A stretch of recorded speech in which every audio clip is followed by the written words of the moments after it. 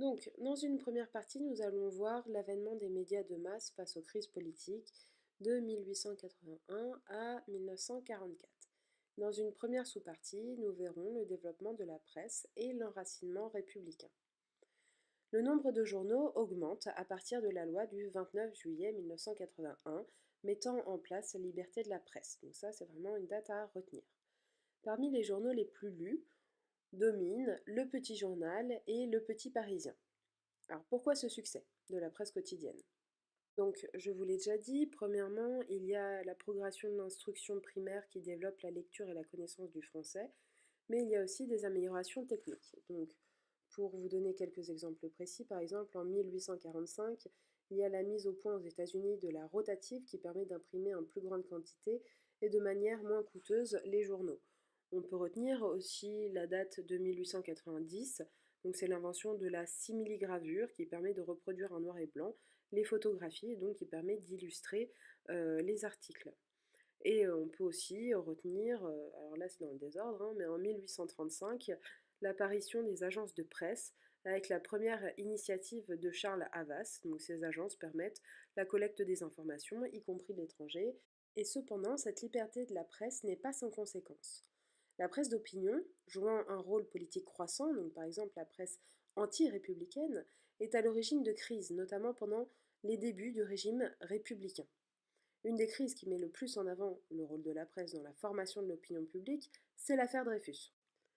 Alors, l'affaire Dreyfus éclate dans un contexte où la crainte de l'espionnage au profit de l'Allemagne est omniprésente dans l'armée et où l'antisémitisme se développe.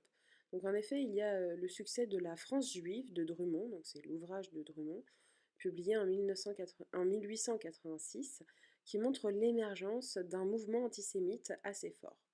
Il fait la synthèse de l'antijudaïsme chrétien traditionnel et de l'hostilité contre ceux qui sont dénoncés comme le symbole du capitalisme. Il y ajoute des considérations raciales que l'on retrouve d'ailleurs chez Barès. Bref. Bon, l'affaire Dreyfus. Tout commence avec une affaire d'espionnage découverte en 1894. Des secrets militaires auraient été divulgués à l'Allemagne.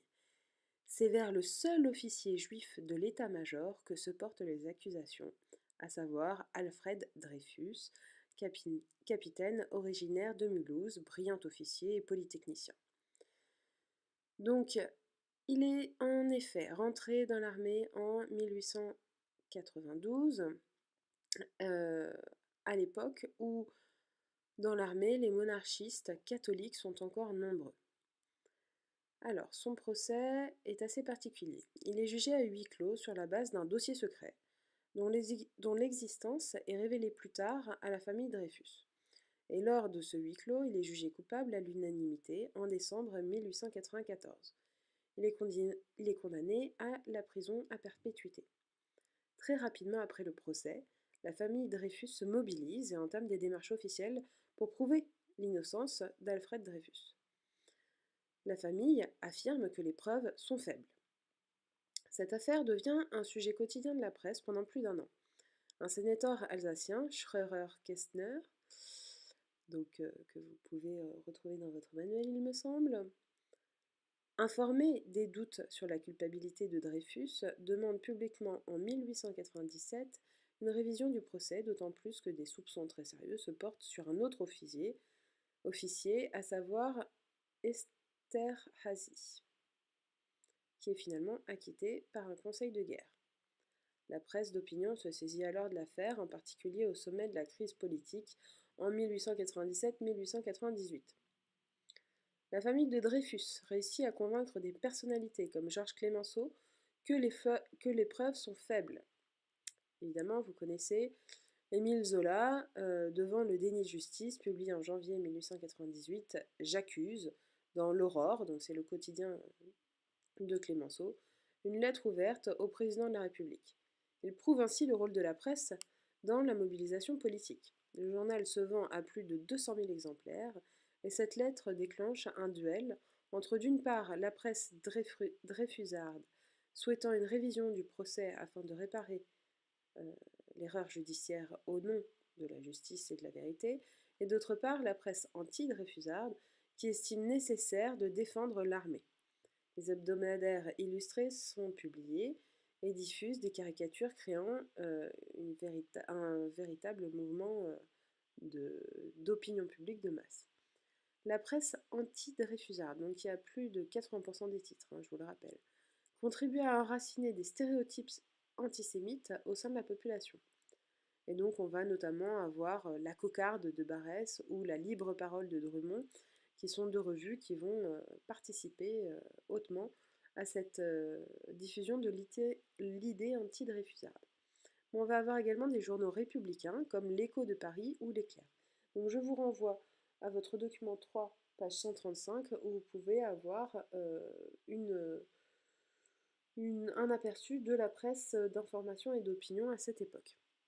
Malgré les avancées de l'armée pour étouffer l'affaire, le premier jugement condamnant Dreyfus est cassé par la Cour de cassation au terme d'une enquête minutieuse et un nouveau conseil de guerre a lieu à Rennes en 1899.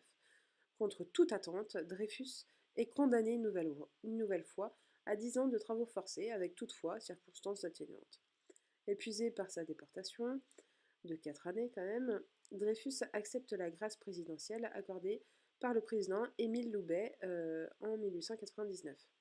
Ce n'est qu'en 1906 que son innocence est officiellement reconnue au travers d'un arrêt sans renvoi de la Cour de cassation. Il est réhabilité et réintégré dans l'armée au grade de commandant. Il participe à la Première Guerre mondiale et il va mourir en 1935. Qu'est-ce que cette affaire nous montre ? Donc ça nous montre que la presse se développe au tournant du XXe siècle. La liberté de la presse mène à la création de nombreux journaux qui influencent la vie politique à l'image de la presse d'opinion, alors que les grands quotidiens populaires affichent une certaine neutralité. Cependant, la presse reste encore sous influence et la corruption existe toujours, à l'image du scandale de Panama de 1892.